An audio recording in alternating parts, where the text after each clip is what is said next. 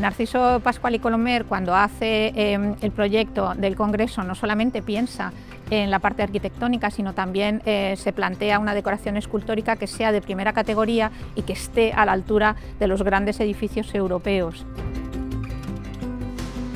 Se hace un concurso, el concurso lo gana en 1848 un gran escultor zaragozano, Ponciano Ponzano, y el planteamiento es básicamente representar a España abrazando la Constitución, como una matrona a la romana majestuosa que está abrazando a una joven que lleva la Constitución y está rodeada de símbolos, todo es un lenguaje simbólico. España está enmarcada por dos figuras importantes, por la fortaleza y por la justicia. Esa idea de un mensaje político se completa con una visión de lo que sería el progreso en el mundo desde todos los puntos de vista. Tenemos una representación de las ciencias, está la astronomía con una gran esfera y con instrumento de medición, está la poesía, que es la inspiración en realidad, están las matemáticas y en el otro lado, sin embargo, están las bellas artes, está la pintura, presidiendo de pie y sentadas la arquitectura y la escultura, pero además se completan en el lado de la derecha con una alegoría de la paz y de la abundancia llena de frutos, porque eso está hablando del progreso de España. Y en el otro lado, sin embargo, está el comercio representado por el dios Mercurio, el dios que lleva el pétaso y las alas, y digamos que todo el diseño se completa con una referencia al mar y a los ríos, porque son los caminos del comercio y los caminos que benefician a España.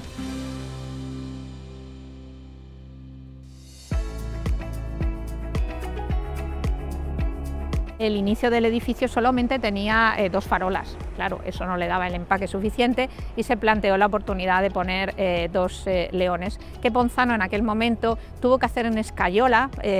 patinada con betún de Judea para que pareciera bronce porque no había dinero para la fundición. La idea en realidad era tener dos animales que era la representación del poder, de la estabilidad, de la inmutabilidad del propio edificio. ¿Qué sucede? Que claro, cuando empieza a llover, el deterioro de la protección de la escayola empieza a ser tan llamativo que deciden que eso no puede mantenerse así y entonces le piden a otro escultor, a José Belver, le encargan que haga unos leones en piedra, que sea algo como más estable. Pero bueno, pues el diseño parece por un lado pequeño en proporción con la fachada y por otro lado que no tiene una expresión feroz, son unos leones demasiado tranquilos. Entonces deciden que no, que realmente van a volver a una tercera versión que le van a encargar esta vez sí a Ponzano, pero con una fundición, de manera que se funden estas obras y se sabe, porque está documentado, que Ponzano trabaja en Madrid y cuando ya tiene el modelo hecho, embalan los modelos para mandarlos a Sevilla a fundir. El resultado está ya prácticamente entre 1865 y 66, aunque por circunstancias no se colocarán hasta 1872.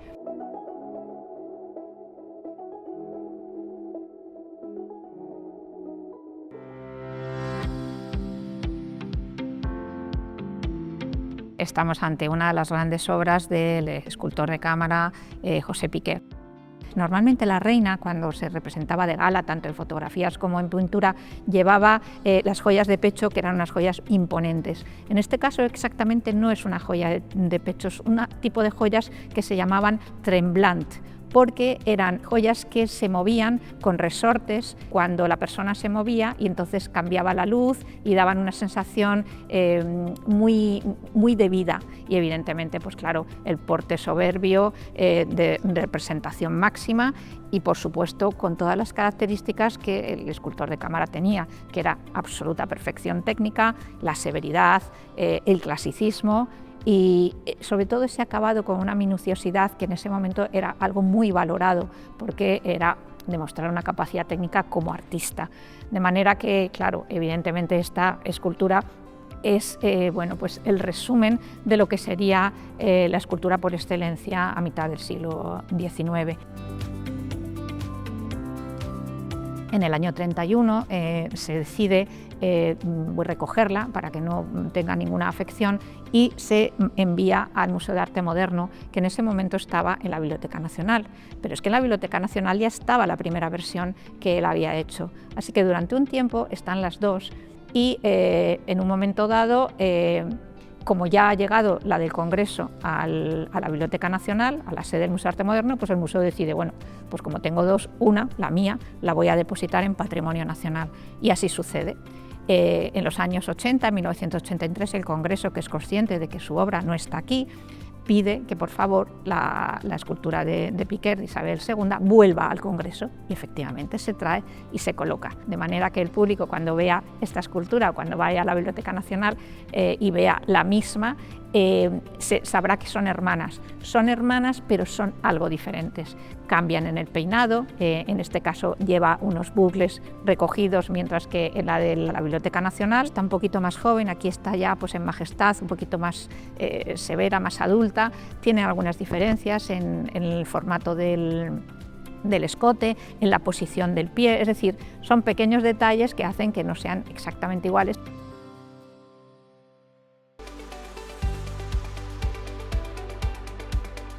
Esta es una imagen que vemos todos los días en el telediario y siempre pregunto a la gente que conozco, ¿quién ha hecho esas esculturas? Te las veis todos los días y sabéis quiénes son, pero nadie os ha dicho quién las ha hecho. José Panucci y Zumel es el que hizo la escultura de Isabel la Católica y Andrés Rodríguez el que hizo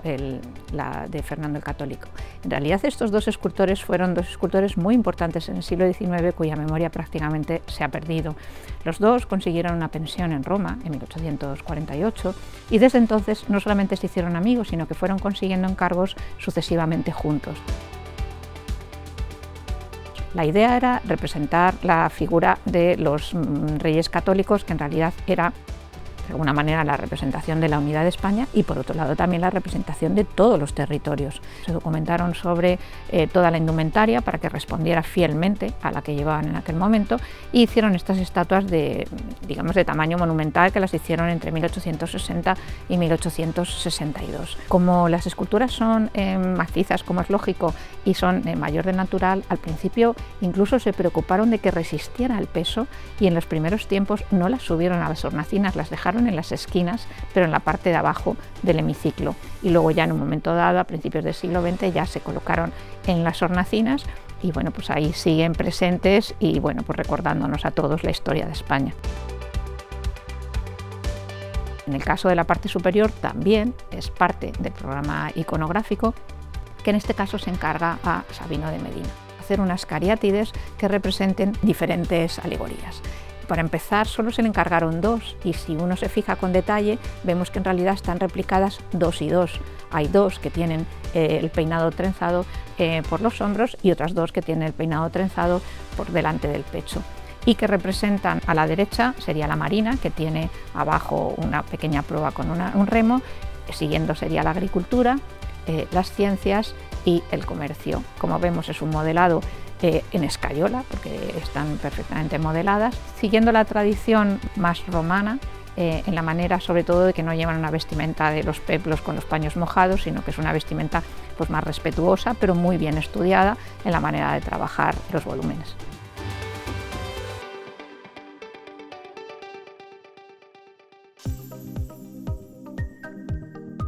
Este es un conjunto importante que el propio Congreso encarga en 1862, porque quiere poner en valor a grandes figuras, pilares en realidad del parlamentarismo moderno, y entonces encarga a los escultores, algunos de los más importantes del momento, hacer estos bustos. Todos tienen una unidad, están hechos a la clásica, a la romana, con esta sensación de presencia, de prestancia, todos con una calidad muy importante y algunos de los hechos por escultores que ya conocemos. Por ejemplo, a mi espalda tenemos el de Martínez de la Rosa, que realiza Ponzano, el escultor que hemos mencionado en la fachada, en el frontón y en los leones. También a mi espalda está el retrato del conde de Toreno que hace José Piquer, el autor de la escultura de Isabel II, en este caso además que le pone con esta corona de laurel, digamos como todavía dándole más importancia. Y en el otro lado de la sala están las representaciones de Argüelles por Sabino de Medina, un gran artista que hizo también las Cariátides en el hemiciclo, y el retrato de Mendizábal que hizo José Grajera, y que representan, bueno, pues una tradición muy formal, muy severa, muy clásica, y que encajaba perfectamente en el discurso que se planteaba en esta sala, que luego se completó con otros retratos en pintura en la parte superior de otras figuras del parlamentarismo español. Y en este caso es un relieve dedicado a Castelar, que se encarga a uno de los grandes escultores del cambio de siglo español, que es Mariano Benlliure. Este valenciano, que realmente dominó la técnica y dominó todos los materiales, recibió en 1899, al morir Castelar, un encargo por parte de varios parlamentarios que querían dejar un recuerdo de este gran orador, de este gran político y parlamentario, y le encargan a Benlliure que haga este relieve, y él lo que hace es combinar el trabajo entre el bronce y el mármol, hace este medallón en el centro con un retrato perfecto de Castelar, y luego hace dos escenas. En un lado pues es la representación de la vida de España, del comercio, de la industria, y en el otro lado hace un guiño al arte y a la filosofía con retratos como pues, el de Velázquez, de Goya, de otros pintores.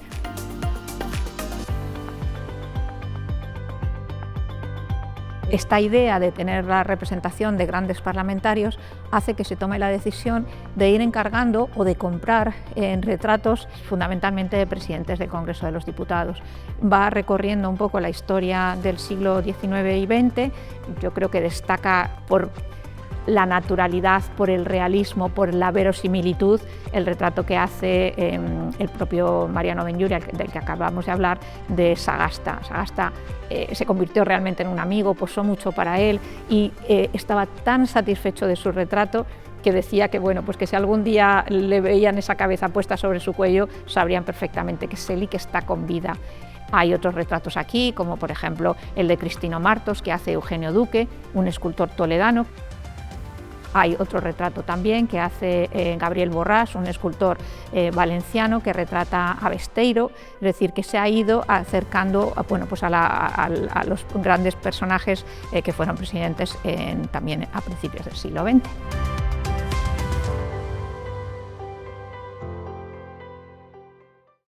El Congreso de los Diputados realmente es el resumen de lo que fueron las artes a mitad del siglo XIX. Tenemos un gran edificio desde el punto de vista arquitectónico, las mejores pinturas, pero por supuesto también tenemos la mejor escultura y las artes suntuarias. Se buscaron a los más representativos para que dejaran huella y transmitieran a las siguientes generaciones. Eso significa que estamos en un edificio en realidad de arte.